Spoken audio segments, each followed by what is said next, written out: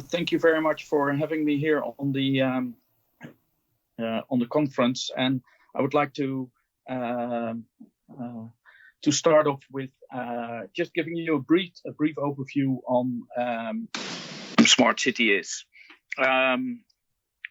First of all, we started in 2008 in Amsterdam by simply connecting the electricity grid network and the telecoms network to see if we can reduce CO2 emissions.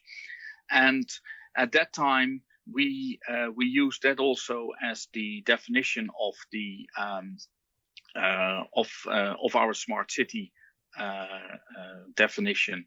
So from that on, we evolved several times, and we're up now to the place where we can create a livable place for the people who work, live, and play there. And apart from that, we would like to create a place where people feel happy, where people are comfortable to walk around, to go around, to live, and to enjoy the city, especially in the open municipal places. In our perspective, the smart city is a concept and it's not a goal on itself. It's the context is as important as the goal is actually. So compared to an artwork, going to the end result to make an artwork is, in our opinion, as important as the end result. And in 2016, we were awarded by the European Commission the European Capital of Innovation, and one of the criteria was the Amsterdam approach. And the Amsterdam approach is defined as basically learning by doing. So the near future we're looking into, and that started actually a year ago, is more into digital transformation, social inclusion, and we aim much more for trust and also for ethics. So how can we, especially when local governments are involved, do things on a non-discriminatory base and make sure that everybody is included and nobody is left out? And especially when artificial intelligence, blockchain, etc., is getting into the equation, it is really, really important that we make sure that things are done in an ethical way. Bit of a similar approach as the lady from Finland was mentioning, double, triple helix. So we get involved the private sector, the public sector, knowledge institutions, NGOs, and citizens engagement organizations. From our perspective, the citizen should always be at the center of whatever you do for your city. We are a not-for-profit open innovation platform, and we try to bring together demand and supply of all kind of solutions, but mainly we are focused on problem solving for the individual citizens. It's a relatively lean organization. It has 5 full-time equivalents, and as I said, we do not have any money available, but we try to figure out where we can find the money. If you have an idea, if you have a solution, and you're looking for an area in the Amsterdam metropolitan region to try and to do your pilot. On the governance structure, we have a steering committee that exists of 1 person from the Amsterdam Economic Board, 1 person from Alliander, and Alliander is the electricity grid operator in the Amsterdam metropolitan region, 1 person from the province of North Holland, in which Amsterdam is situated, and 1 person from the Chief Technology Office of the Amsterdam municipality. On purpose, we don't put the whole program Smart City and the Chief Technology Office under one mayor or one deputy mayor, but we spread it out over several deputy mayors. So nobody is to blame if something goes wrong, but nobody can claim the success by themselves. And this was actually one of the reasons why we started off as an organization in 2008 outside of government. That was twofold. One reason was that there wasn't any money available due to the financial crisis. So we needed to attract money and financial funds and resources from the private sector. And as you all may know, that going through the bureaucracy and the tender instruments of a government is not always a very short trajectory. So from that point on, we thought, how can we attract money quickly for pilots and avoid all the bureaucracy in to attract money much more easy. And the other thing is we wanted to do pilots, and we wanted to be able to fail projects if they were not ready to scale. And we wanted to have that possibility without having a immediate political consequence. So that's one of the other reasons why we put it outside of the local government. And that's also the reason why it spread out over several deputy mayors. The strategic partners, which you can see in the slide, all pay around 25,000 euros to participate, but more importantly, they contribute one full-time equivalent to the Amsterdam Smart City team. And that's where basically all the cross-fertilization happens when people are working together and sitting together, and bright new ideas come up. So basically, we, in our perspective, we try to approach the smart city area to boost transitions, and we do that in four main areas. There are many other areas that we would like to be present in, but if you don't focus, you will not be able to do things right for your citizens. So we chose energy, digital, mobility, and circular economy. And what we try to do is to accelerate ideas, to accelerate the public dialogue that's happening within the city. And we would like to have these transition paths as soon as possible established within our city. And we do that through matchmaking, but also living labs. I'll come back to that later on, through the public dialogue, both online and offline, and with work sessions, masterclasses, and also demo days. And we try to do this all in an open and transparent way, which is one of our core values. As I mentioned, learning by doing. You do something, don't make it a big vision for 2 years, but put the horizon on a month or 2 months, evaluate, learn, and if you need to fail quickly and fail cheaply.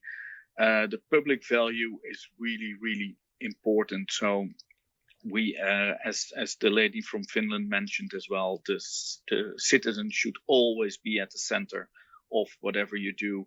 And especially when local governments are involved, you have to do everything on a non-discriminatory base so that everybody is included, and to avoid cherry picking. I just had to choose a few of the pilots and projects we are doing. So this is a combination basically of energy and mobility. And it comes back to the history when we all started Amsterdam Smart City by reducing CO2 emissions by the combination of electricity and connectivity in 2008. And we did it at that time by installing electrical charging poles for electrical vehicles in the public space. We have evolved from that, and we were, a few years ago, we were one of the first cities together with Grenoble to install, to make these electrical charging points also available to deliver electricity that's stored in a car back to the main grid. So you get a bidirectional charging pole for the city, and also for the citizens. And citizens are basically informed by an app or by a message that if they are connected to one of these charging poles, that and there's energy stored in their car, would you be able to deliver that electricity back to the grid and we will pay you for that. So that's where you see at the bottom of the slide that you will flatten the curve of the demand, and you can actually charge your car in the not peak hours, and that energy can then be released during peak hours, which saves a lot of capacity of the electricity generating facilities in and around Amsterdam. This is another example on the mobility in the mobility field, and this is probably also a good example that it's not always technique or ICT that is at the center of a smart city project. What we did here is we asked 1,000 people in the CBD, the Central Business District in Amsterdam called Zuidas, if they would be willing to leave their lease car for 1 month into the parking garage. They will get €1,000 in return, and that amount is basically the same amount that usually a company pays for a lease car per month. What we wanted to establish is to encourage people to use different types of mobility modalities within the mobility chain, and you see a nice combination that people suddenly start to use bike sharing, car sharing, but also taxis and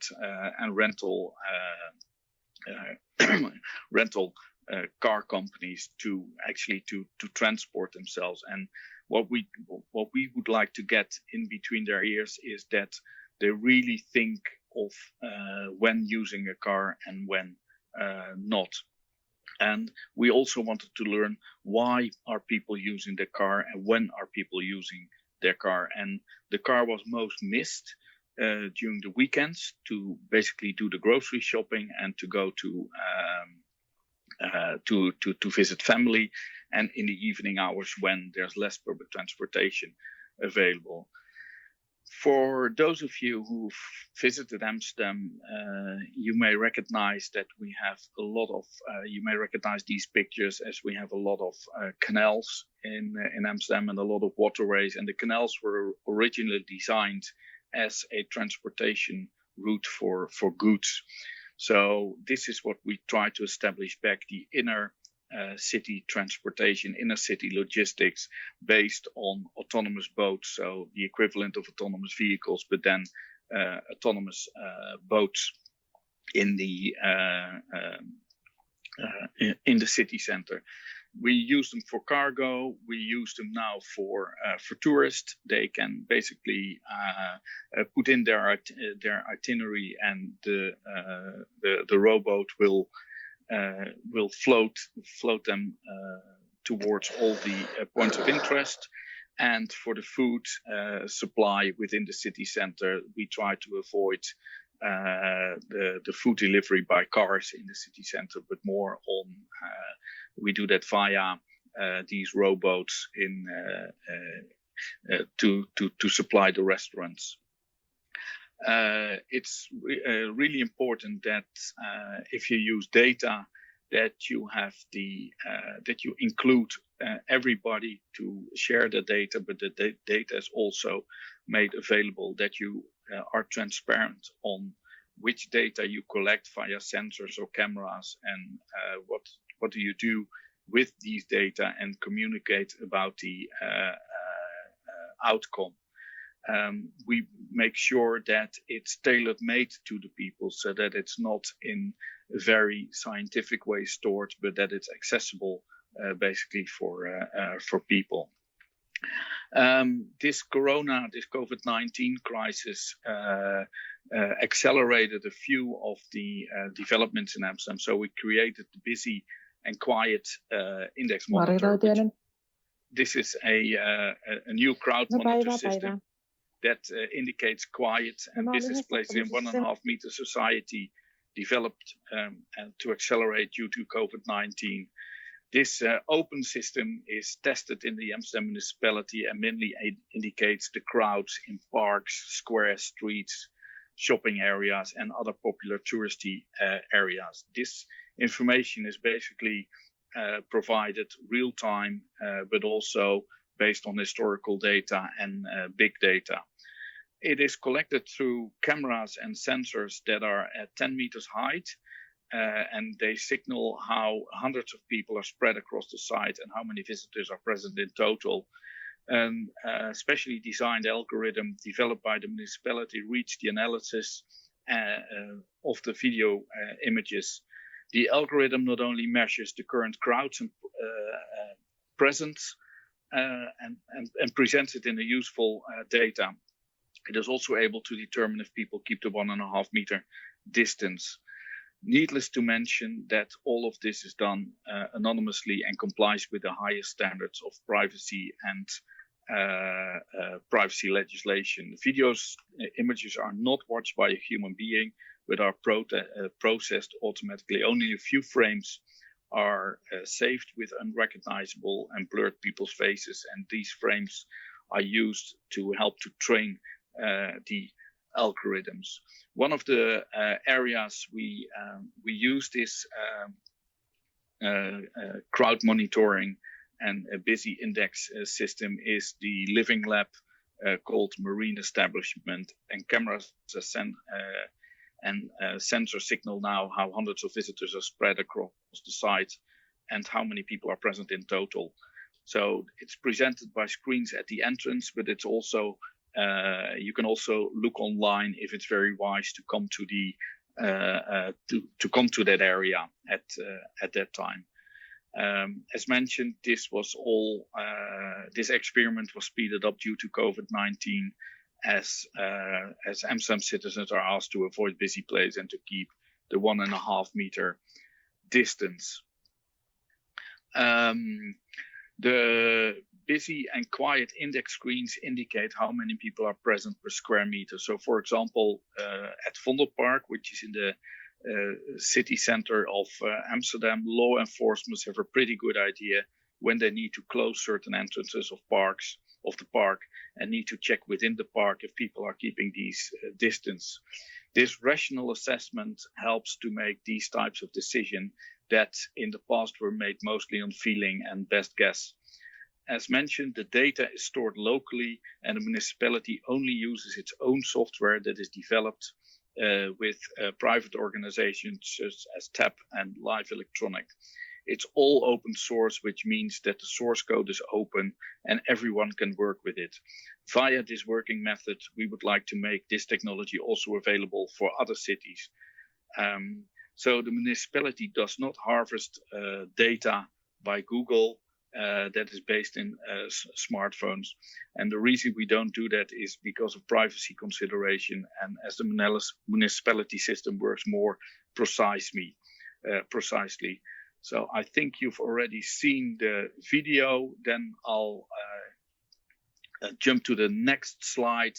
As mentioned, ethics are really important. So we started off about 3 years ago to do ethical audits on algorithms, and one step further, together with the city of Helsinki, we launched a few weeks ago the algorithm and artificial intelligence register. So make it public which algorithms are used and which artificial intelligence is used and what is the outcome. Then, as we've been for about 12 years on the road, we learned a lot. We had a lot of projects that weren't ready to scale for all kind of reason. And these are basically the 10 lessons learned.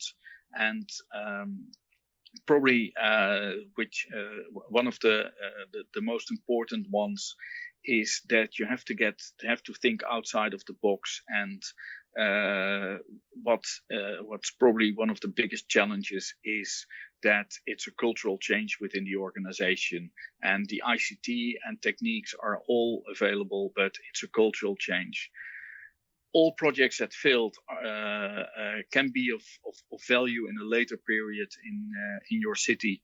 So we created something called an innovation graveyard. So projects that weren't ready to scale, we put them on this graveyard and we reassess them every 6 months to see if they're ready to scale. And 9 out of 10 times, when you combine certain projects that are on that innovation graveyard, combine them to a new project, they're certainly ready to scale. So some future observations: make sure that everything you do is problem orientated and not solution pushed. You see now that the public data becomes more and more important, and I think within the smart city area, it's really important that governments on all levels will take back the lead when it comes to the data discussion, and that we are not dictated by the big companies. That's it for me in a nutshell. Apologies for the technical inconvenience that didn't work, and hopefully I've given you an insight, and open for questions both via our community in Amsterdam, which you can register for, and alternatively later on today. Thank you very much.